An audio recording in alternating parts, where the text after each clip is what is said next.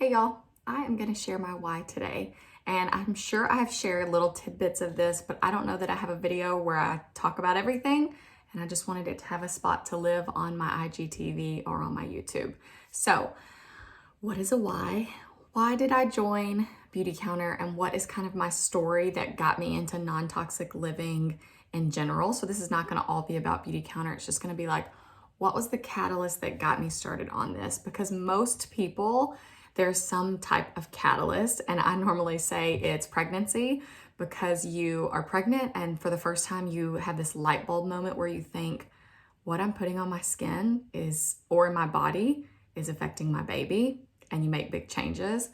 Or another big catalyst is either you personally have gotten sick and have had to make radical changes to see improvements, or someone you know got sick and you saw what they went through and you made radical changes after you learned things. So my story happens to be the latter of the two. So when I got sick, that's when I started to really dive deeper. So by trade, I'm a dietitian. As early as I can remember, I've always cared about health. I remember being such a nerdy middle schooler, and I subscribed to Fitness, Self, and Shape, those magazines. Like in middle school, reading about calorie counting and fitness, and I was into all that. I was very health conscious from an early age. I got my master's degree in dietetics. I got an undergrad, a bachelor's of science in nutrition. So I've always been health conscious, and I always thought I was very healthy. My world was rocked when I was 26 years old. Right before Brent and I got married, I had such a weird symptom. My finger felt like it was jammed, and I thought that was weird. And then joints would hurt, like I'd be driving and it would just be like this wince of pain in different joints. Or then it got to the point where I couldn't pull the covers up because my hands hurt so bad, but then the next day it'd be fine. And so I'd put off going to the doctor forever, because one day it was great, and then the next day I couldn't sleep because my hands hurt so bad. Or I was like an 80-year-old woman, like creeping to the bathroom because my feet hurt so bad. So long story short about that part, I went to the doctor. They did some blood work. They tested something called your rheumatoid factor, and mine was like through the roof. So sure enough, I had rheumatoid arthritis. No family history, and it rocked my world. My rheumatologist at the time was in the medical center in Houston, which is a medical hub in the world. So you trust what doctors say, and this is not any kind of dig on Western medicine or doctors, because they are experts in saving lives, but maybe not an expert in treating the root cause like functional medicine doctors are. So this doctor, as well-meaning as she was, when I asked her, what can I eat to help with my arthritis? She said, nothing that you eat or like your lifestyle, that none of that will affect your arthritis. You're going to be on methotrexate or a biologic. I'm sure you know, like have heard Humira or other like injection drugs. Those are called biologics. You'll be on one of those for the rest of your life. And I thought that cannot be right. So of course I start doing my own research. It was a very stressful time in life. I was planning a wedding. I had just gotten my dream brand new job at Texas Children's, and I had just moved to Houston. So 3 huge life events that are all happy, but huge amounts of stress. Previous that year, I had multiple courses of antibiotics for like recurrent strep throat. So if you know anything about like leaky gut and stress, the perfect storm to flip that switch, and I was diagnosed with rheumatoid arthritis. So it could be any autoimmune disease. Your body is genetically predisposed, and with the right environment, that's what can turn those genes on and off. So now I have it for the rest of my life. I was very mad at the time. You go through all the stages, like, why is this happening to me? Now I am actually so thankful. When I'm having a flare and I'm in pain, I'm not thankful that I have arthritis, but it has changed the trajectory of my life, and it is my passion to help other people through what I went through. And having that nutrition background, what a plus. So I went through all the stages, very angry, but started to do my own research. Like, there's no way that what I'm eating and putting in my body has no effect on my joints. The body is just such a smart system. There's no way that can be true. And so I started by going paleo. Of course, I changed diet first because that's top of mind for a dietitian. So I cut out inflammatory foods because to me, an inflammatory disease could be improved by cutting out inflammatory foods. And sure enough, I started to feel better. My goal was always to get off medication. I had a different mindset then about medication. I didn't want to be on anything. Now I have an appreciation for medicine, and I think that there is a place for both Western medicine and more holistic medicine to be married together. So I've grown a lot since then. When I started to feel better, it made me question, like, if this doctor says food's not going to help, and then I discover this world of people who are treating autoimmune diseases and other diseases with food and it's helping, what else am I missing? Where else have I not been told the full truth? And my whole schooling with dietetics is another story. There are so many conflicts of interest with things like sponsorships from different huge corporations like the dairy industry that kind of dictate what curriculum we're taught. And if you don't see that that's a conflict of interest, that's a whole bigger story. So then I started looking at other things like the products I was cleaning with, because as you learn about what you put in your body and how you move your body, you kind of start to think about what you put on your body. Or maybe that hasn't been a puzzle piece that you've thought about yet, because it was kind of the last puzzle piece that I thought about.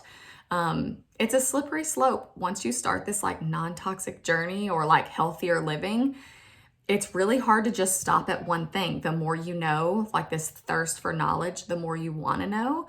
And as you start to make improvements in your health, you just think wow, this feels good. What else could I do? So then I kind of cut out candles and fragrance. That's huge. That's a huge step, because if you look on the back of any label, everything has fragrance in it. And so cutting that out was big. And I switched over to essential oils. You don't have to switch over to anything. You can just cut fragrance out of your life. But a lot of people like their home to smell good. And I just love essential oils for that reason, that it smells good, but there's also other benefits. So then we started at laundry detergent and what we're washing our dishes in. If you think about the film that's left on the dishes, and then you're eating that, and if it's a toxic dishwashing pod and then you're ingesting it, that makes a difference. And you will hear people say things like, well, I've been using this all my life and I'm fine, or it's just a little bit. But accumulation over time does make a difference. And also, you just never know when your life is going to be that perfect storm that's too much for your body to handle. And my thought process behind it is, you can only control so many things. And what we bring into our home and what we put on our bodies and what we put in our bodies are things that we, for the most part, can control. Let's fast forward a little bit. It's probably 3 years down the road. I'm off of most of my medications and I feel good. And I'm doing it mostly through diet and lifestyle. Meanwhile, I'm still getting Birchbox and Ipsy, and I'm shopping at Ulta, and I'm not reading labels on cosmetic products because I love what I'm using. I don't think that crunchy, all natural granola type beauty products and skincare products are going to live up. And so I just bury my head in the sand and I don't care. And I was probably in that place for about a year. So finally, my sister used Beautycounter a year before I even tried it, but she didn't talk about it too much and I didn't really care. But I finally decided to try some Beautycounter products in December of 2018 during their winter sale. I loved the products and I loved the quality and the performance that I ordered again during that same sale. And then the very next month in January, I was all in. I need to be a consultant. And here's what I'll say about that, because dietitians in general can be some of the most skeptical people out there.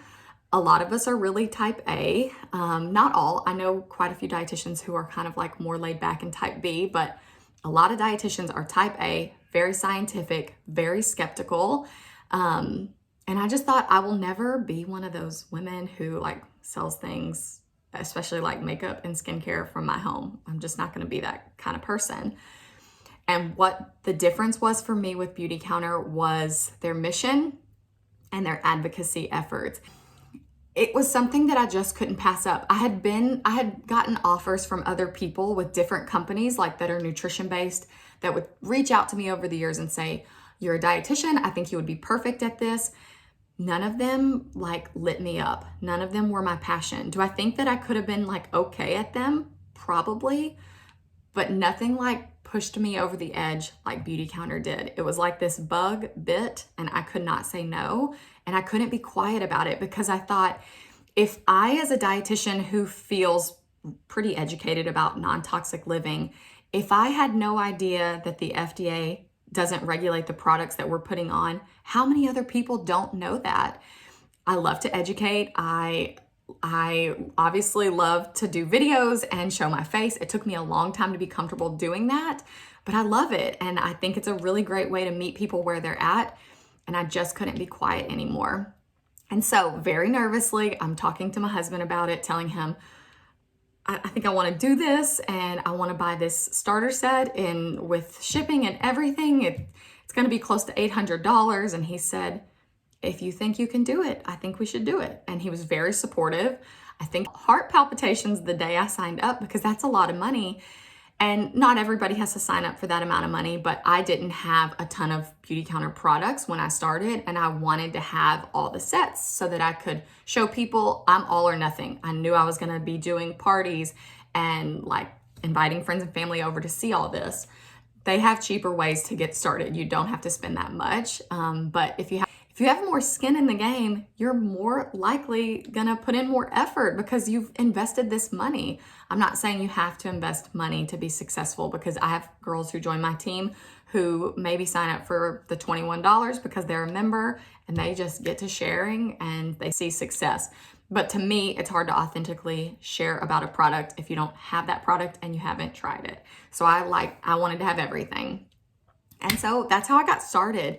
And to me, there are so many companies out there that are doing this type of multi-level marketing structure correctly. The compensation plans are great. It's not a pyramid scheme. You make more off of selling than you do of signing someone else up. That's when you have to be leery, is if you can't make money by your own performance and it's by signing other people up under you, that's a red flag. But this business, you can truly make money by your own performance and not by building a team, although that is part of it. And I love the mentorship part of it so much. But that is kind of my why, was to get safer products into more people's hands, educate the people around me who might not know that what they're putting on their skin matters, and the accumulation of toxic chemicals matters. Chemicals are not a no-no word. There are safe chemicals and there are unsafe chemicals. And right now, there's no one out there regulating which is in our products. So I think it's really cool that Beauty Counter does all that legwork for us. And then my other why is, so I signed up in January 2019. Brent and I had a life plan to get pregnant in 2019. I did not know it would happen so quickly in January of 2019 as well. And I told him, by the time I give birth in 9 months or 10 months, it happened in October, I want to be at home with Brooks. Can you hear him? He's supposed to be napping. So I had this vision for what my business was going to look like. I had big goals and I got to work right away. As soon as I signed up, I was like doing modules to learn as much as I could. And I quit my full-time job by the end of the year. So when maternity leave was over in December, I quit my full-time job. And now I have been home for 2 years with Brooks while making a full-time income. Not everybody wants to make a full-time income. An extra few $100s a month might be life-changing for your family. So your goals don't have to be the same as my goals, but those are my whys: to be able to stay home, raise my son, make a difference in people's lives, and educate, all while getting safer products into people's hands. So I hope that that was inspiring for someone, or wherever you're at in your journey. Just know that it is a journey, and you might look at me and just say, like, there's no way I can do all those changes, but I did them over so many years. And just, you take small steps and you eat that elephant one bite at a time, and you can't look at the big picture all at once. You just have to do it each day. The next right choice. What's the next product you're running out of that you want to switch to safer? Is this business something that you're interested in and you want to chat more about? I think now in the holiday time is the best time to join, because people are in a spendy mood. They're buying gifts for people. And they have to buy shampoo anyway. They have to buy face wash anyway.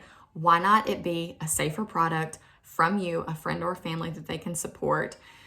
And that's why I love this business.